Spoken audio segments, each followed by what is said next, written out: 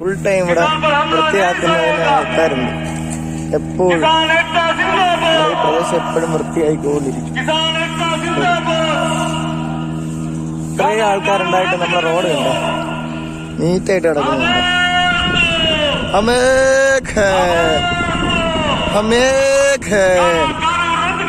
റദ്ദ് കരോ സംവിധാനം എങ്ങനെയാന്ന് പറഞ്ഞിട്ടാണ്. ഇതേപോലെ ട്രക്കിൽ വേസ്റ്റ്, പ്ലേറ്റ് വേസ്റ്റ്, ബോട്ടിൽ വേസ്റ്റ് സെപ്പറേറ്റ് ഇതിലാക്കും. കൈ എഴുതുന്ന ടാങ്കർ ഇതാണ്. കുടിവെള്ളത്തിനുള്ള കൈ എഴുതാനുള്ള സംവിധാനം ഇതിൽ വെള്ളം നിറയ്ക്കും. ഇവിടെ വരുന്ന കർഷകർക്ക് വേണ്ടിയിട്ട് ഒത്തിരി സ്ഥലങ്ങളിൽ നിന്ന് പല പല സ്ഥലങ്ങളിൽ നിന്ന് സാധനങ്ങളൊക്കെ കൊണ്ടുവരും. അതിവിടെയാണ് സംഭരിക്കുന്നത്. ഇവിടെ ഈ കാണുന്ന സ്ഥലത്ത് നിർത്തി എല്ലാവർക്കും വിതരണം ചെയ്യും. ആണ് ഈ സംഭരണ കേന്ദ്രം. പുറത്തുനിന്നുള്ളവരെല്ലാവരും കൊണ്ടുവരും. എല്ലാവർക്കും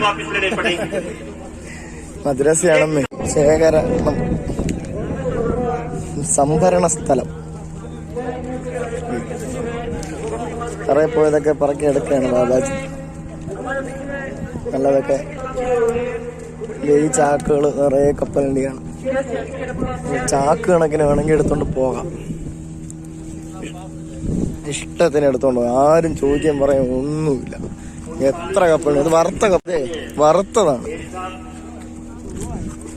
കുറേയൊക്കെ ആൾക്കാർ എടുത്തോണ്ട് പോകുമ്പോൾ ഇത് കുറേയൊക്കെ തറയിൽ പോകും. അതിനെയൊക്കെ അതൊക്കെ ഇട്ടത് ആൾക്കാർ ഇതിനെ നുള്ളി പറക്കുകയാണ്. അദ്ദേഹം അതിൽ നിന്ന് ഇറക്കി എടുക്കുന്ന ഒരു ബാബയാണ്. ചാക്ക് കണക്കിനുണ്ട്. എത്ര ദിവസത്തേക്ക് വേണമെങ്കിലും ഉള്ള സാധനം എടുക്കും.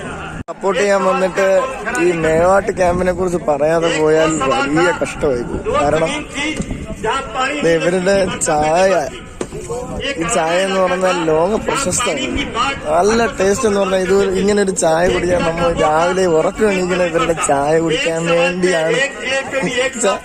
രാവിലെ എണീക്കുന്നത് ചായ കുടിക്കാൻ, ഇവരുടെ ചായ കുടിക്കാലോ എന്നുള്ള രീതിയിലാണ്. സ്നേഹമുള്ളവരാണ്. പരസ്പരം ഭയങ്കര സ്നേഹവും സഹകരണവും ഉള്ളവരെല്ലാവരും. ഞാൻ ഇടയ്ക്കിടയ്ക്ക് ഇവരെ ഒന്ന് സഹായിച്ചു കൊടുക്കാറുണ്ട്. ചില സമയത്ത് വിറകുകൾ വരും. ഓരോ സാധനങ്ങളൊക്കെ ഇവരുടെ നാട്ടിൽ നിന്ന് തന്നെ കൊണ്ടുവരും. ഇവര് കൊണ്ടുവന്ന് ഇവിടെ ഉള്ളവർക്ക് വിതരണം ചെയ്യും. ഇത് നേരത്തെ ചോദിച്ച് മനസ്സിലാക്കി എന്താണ് വേണ്ടതെന്നൊക്കെ, എന്നിട്ട് അവർക്ക് കൊടുക്കും. ഇതൊരു ഭയങ്കര മനുഷ്യസ്നേഹികളാണ്. മേവാട്ട് खेम चमवत कैंप हरियाणा राजस्थान के मुत्ताहिदा मेवाता की 25 बिरादरी ഇവരില്ലായിരുന്നെങ്കിൽ നമ്മൾ കഷ്ടപ്പെട്ടു പോയാല്. ഇവരുടെ ചായ ഇല്ലായിരുന്നെങ്കിൽ നാണേ ചില്ല എടുക്കും. ചില്ലത്തില് ഇച്ചിരി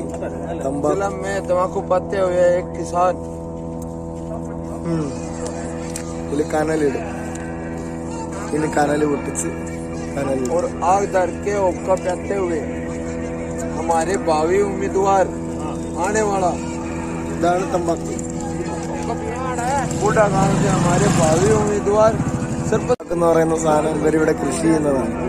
നമ്മളവിടുത്തെ വെറ്റില കൃഷി ചെയ്യത്തില്ലേ, അതുപോലൊരു സാധനം. മുറുക്കത്തില്ലേ, അതുപോലെ നമ്മള് ലോക്കൽ മുറുക്കുന്ന് ഇവരിവിടെ ഈ കുക്ക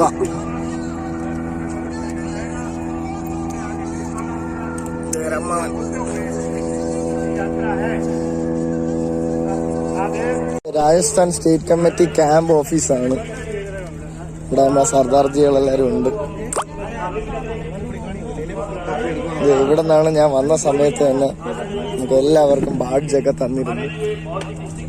നമസ്കാരം. ഇതാണ് ക്യാമ്പ്.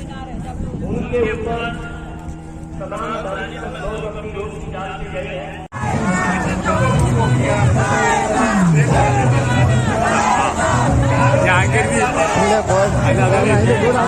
പോയോ?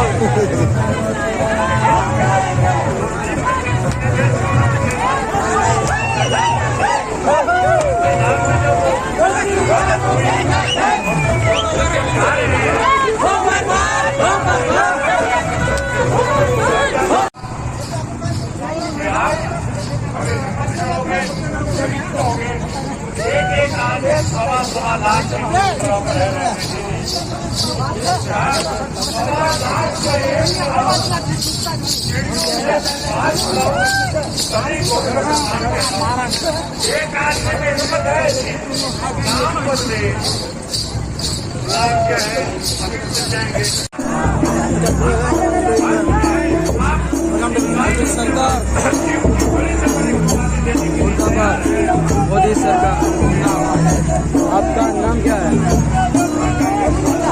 महाराष्ट्र से क्या प्रोग्राम है?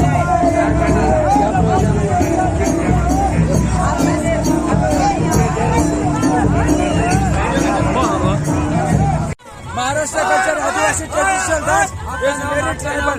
माय नेम is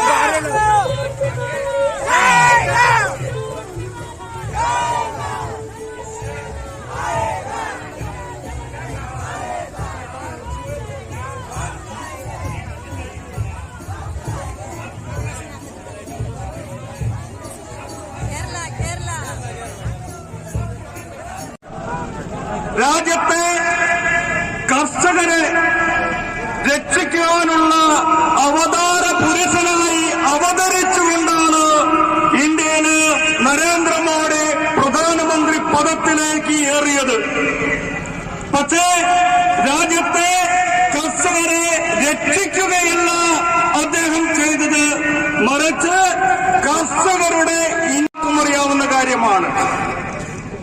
നമ്മുടെ ലോകത്തിലെ തന്നെ ഏറ്റവും വലിയ ശാസ്ത്രജ്ഞനായിട്ടുള്ള ആൽബർട്ട് ഐൻസ്റ്റീൻ ഒരു കാര്യം സൂചിപ്പിച്ചിട്ടുണ്ട് ലോക ജനതയോട്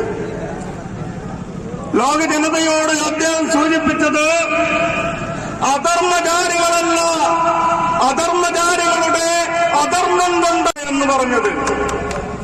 എന്ന് പറഞ്ഞാൽ ഈ കർഷക വിരുദ്ധ ബില്ലുകൾ നമ്മുടെ രാജ്യത്തെ മനുഷ്യകുലത്തെ നശിപ്പിക്കുന്നതാണ്.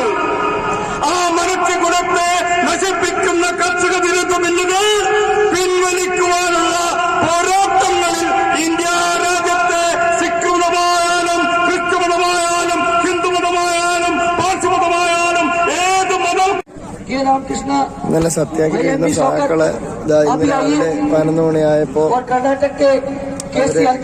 നിർത്തുവാണ്. ഇനി പുതിയ കുറച്ച് ആൾക്കാർ കേരളത്തിൽ നിന്ന് വന്ന ആൾക്കാരുണ്ട്. സത്യാഗ്രഹമായിരിക്കും നാളെ 11 മണി.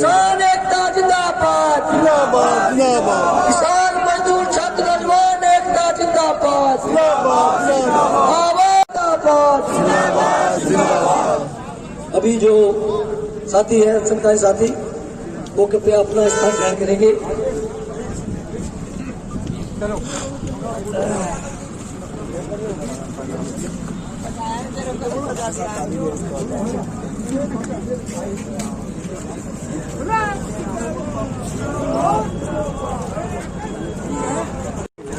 अनशन की कमान संभाली है और अभी हम इस सभा के क्रम को आगे बढ़ाते हुए कल से जो साथी अनशन में बैठे हुए हैं उन्हें कुछ साथी उनमें से जो बोलना चाहेंगे उनके विचार सुनेंगे. मैं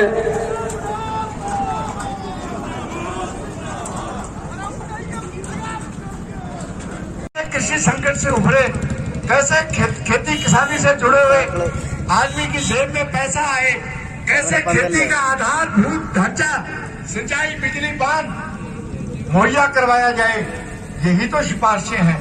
नरेंद्र मोदी जी सरेआम एक बार उन्होंने कई बार बोला और मैं फिर आपकी इस पंचायत में एक बात को चुनौती देता हूं. उन्होंने कहा, नरेंद्र मोदी ने, हमारे पूर्वजों ने कुर्बानी दी, अंग्रेजों के साथ लड़े, अपने शरीर पे कोड़े खाए. बल्लभगढ़ का राजा नाहर सिंह 1800 क्रांति का वो क्रांतिकारी जिसको चांदनी चौक के फांसी के फंदे पे लटकाया गया. साथियों, उनकी कुर्बानी के दम पे इस देश को आजादी मिली और उसके बाद इस देश में अपने लोगों की सरकार बनी। आज जिस तरीके का माहौल इस देश के अंदर मिल रहा, आप उनकी संतान हो जिन्होंने अंग्रेजों से भी नहीं चुनी, कभी हार नहीं मानी। अगली लाइन है साथियों, देश में सरकार बन गई हमारे पूर्वजों की कुर्बानी के दम पे। अगली लाइन में बोलता हूँ आपको, देश में बनी सरकार, जनता के राज की जय जयकार।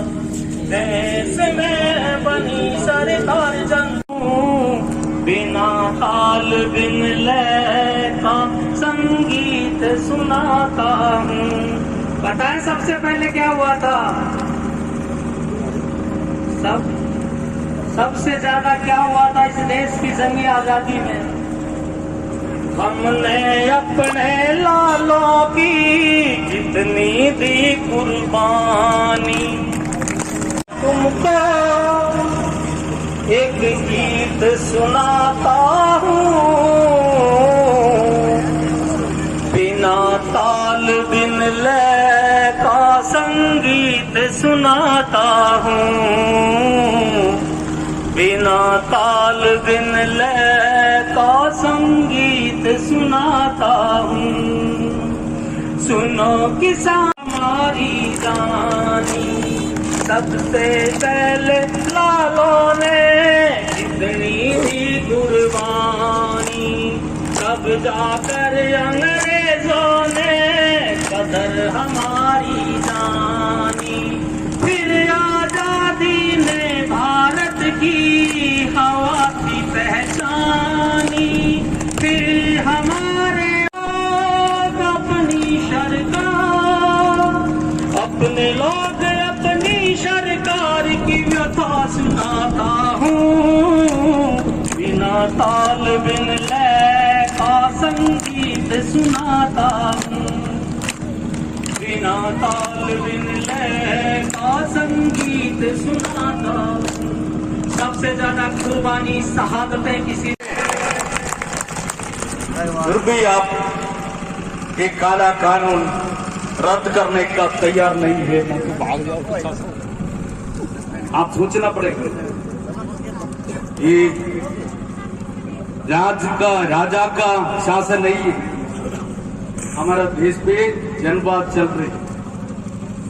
कोई राजा का शासन नहीं है, जनवाद है, जनवाद का आप नहीं है मोदी जी, आप नहीं है, जनता है सुप्रीम। आप कम से कम हमारा संविधान पढ़िए। संविधान का शुरुआत में प्रियम्बल पे लिखा हुआ है, we the people of India having solemnly resolved to constitute India into a sovereign, socialist, secular, democratic republic.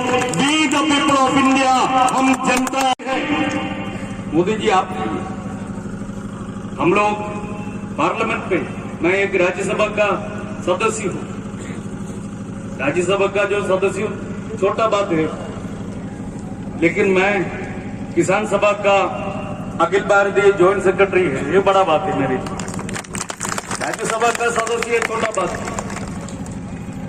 Rajya Sabha पे मैं और 8 संसद सदस्यों को सस्पेंड किया। उस समय संसद पे हम लोग, पार्लियामेंट पे हम लोग बोला थे, आपको संसद सदस्यों को सस्पेंड कर सकता है क्योंकि आपके पास अधिकार है, सस्पेंड कर सकता है। लेकिन आप जनता का गुस्सा का जो आग आप देखना पड़ेगा, वही आग है हमारा गांव पे, शहर पे, पूरा देश पे हम लोग देख रहे। मोदी जी और क्या चाहिए आप एक काला कानून रद्द कर दीजिए, आपको कुछ और रास्ता नहीं है, रद्द कर दीजिए, और कोई रास्ता नहीं है। आप एक कॉर्पोरेट नहीं तैयार थे, आप बोल रहे किसान का फसलों का दाम डबल हो जाएगा। मोदी जी फसलों का दाम 2 गुना नहीं होगी, बल्कि किसानों का आत्महत्या 2 गुना होगी। मोदी जी आत्महत्या 2 गुना करने वाला ये कानून है। इसलिए हम लोग विरोध किया। मैं खुद जो आउटलेट है उसका नाम है रिलायंस फ्रेश से 140 रुपीज लेके 140 रुपया लेके उसी समय वही लहसुन खरीद रहे थे मोदी जी। वही लहसुन किसान से 1 रुपया देके खरीद करके वो जनता लहसुन किसान भाइयों का लहसुन को सिर्फ 1 रुपया मिल रहे थे। मांग क्या थे? 1 रुपया 2 रुपया कर, लेकिन 2 रुपया किया नहीं, बल्कि 6 किसान साथियों को गोली चला के मार दिया, शहीद हुआ।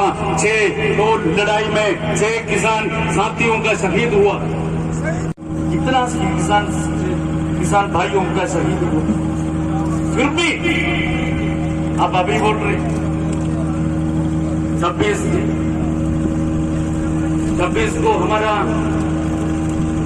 रिपब्लिक डे का जो मार्च है किसान साथियों का मार्च, हम भी ये देश का जो मालिक हम है, जनता, वो इधर उधर बहुत बड़ा ये गोदाम बना दिया होगा,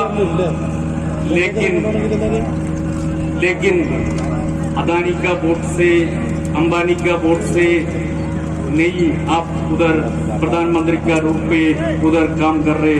ये जनता का वोट से, ये किसानों का वोट से, सारे जनता का वोट से आप प्रधानमंत्री बन। मंत्री जी ने बोला नहीं, कर नहीं सकता। फिर हम लोग बोला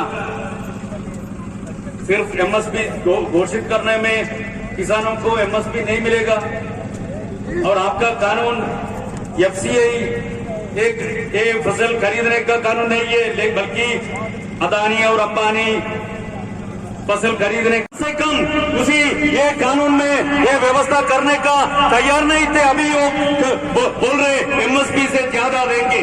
इसका मतलब क्या है? अदानी खरीदने का टाइम, अदानी और अंबानी खरीदने का टाइम पे किसानों का एमएसपी दे देगा? आप सुनिए, 8 साल के पहले मध्य प्रदेश मानसून पे हमारा किसान साथियों लड़ाई लड़ रहे थे, उस समय देने का व्यवस्था कीजिए। दूसरा अमेंडमेंट, और तीसरा थे किसी ने बिना एमएसपी देते हुए फसल खरीदेगा तो उनका सदा दो। 3 अमेंडमेंट हम लोग किया थे, लेकिन मंत्री जी ने बोला ये स्वीकार नहीं कर सकता है। अभी हमारा प्रधानमंत्री जी बोल रहे एमएसपी से 13 अमेंडमेंट संशोधन दिया थे, उसमें से 3 अमेंडमेंट एमएसपी के बारे में थे। पहला अमेंडमेंट थे एमएसपी, सारे फसलों का एमएसपी घोषित किया जाए, क्योंकि अभी 23 फसलों का एमएसपी।